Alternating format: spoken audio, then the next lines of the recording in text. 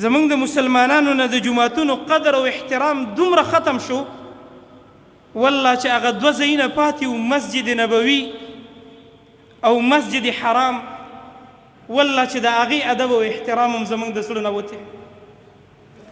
تاسو به په دې میډیا باندې هغه ویډیوګانې هم کتلي، او زه درته د خپلو سترګو لیدلی حال ویم چې ما په مسجد نبوي کې هم داسې خلک کتلي چې په مسجد کې ناست دي، والله په موبایل باندې گیم کوي.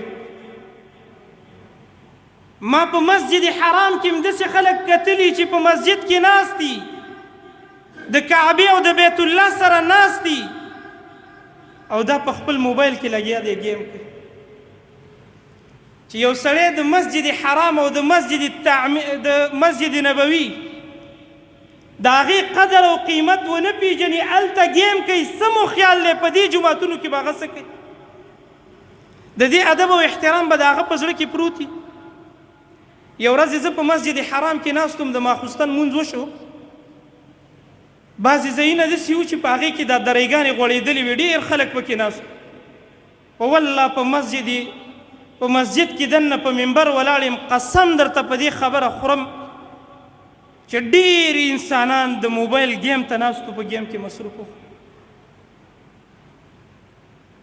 دا زمونږ د مسلمانانو د مسجد د قدر او د احترام درته ویم. دا وجه ده چې زمونږ د جوماتونو نه نفرت پیدا کیږي، زړونه هم ترې مړېږي. هغه ادب او احترام، هغه قدر او هغه عظمت، هغه زمونږ او ستاسو د زړونو نه وتی د جوماتونو. الله دې رحم وکړي، څه راته مولیانو زړه تور کړی، او څه موږ هم د خوند نه د کار نه. زما محترم و مؤمن مسلمان به د مسجد قدر او احترام